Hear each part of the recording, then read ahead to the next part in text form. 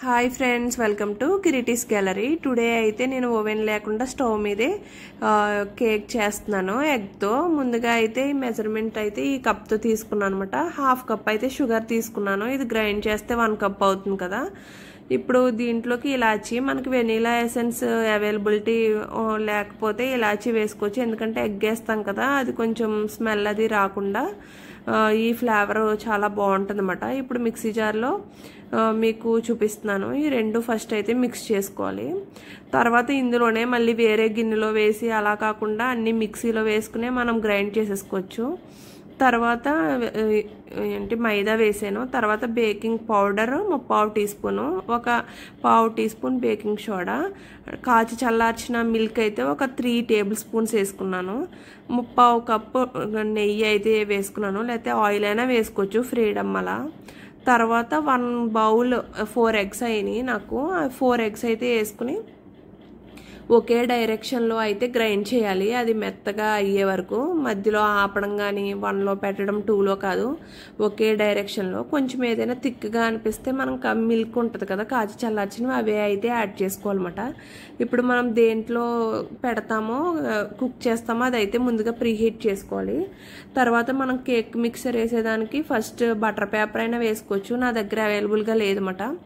అందుకు కొంచెం నెయ్యి అప్లై చేసి మైదా వేసి మైదా ఎక్స్ట్రా ఉన్న తీసేసి ఇప్పుడు కేక్ మిక్సర్ వేసి ఒకసారి ట్యాప్ చేయాలి, ఎందుకంటే ఏదైనా ఎయిర్ గ్యాప్స్ ఉంటే పోవడానికి.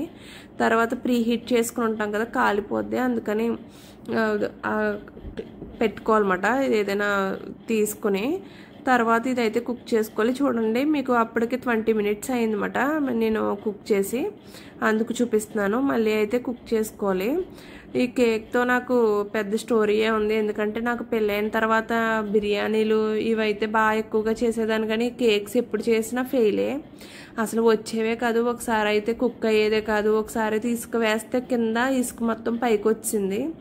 అలా 4-5 టైమ్స్ చేసి చాలా ఫెయిల్ అయ్యి ఇంకా కేక్ అనేది మానేసి అనమాట. ఇంకా చేయకూడదు, నేను ఎప్పుడు ఒక 50-100 పెడితే కేక్ పీస్ అయితే వచ్చేస్తుంది, అది తినొచ్చు. ఇది టైము వేస్ట్, మనీ వేస్ట్, అన్నీ వేస్ట్, బోల్డ్ అన్ని సామాన్లు కూడా అయిపోతాయి అన్నట్టు వదిలేసాయి అనమాట.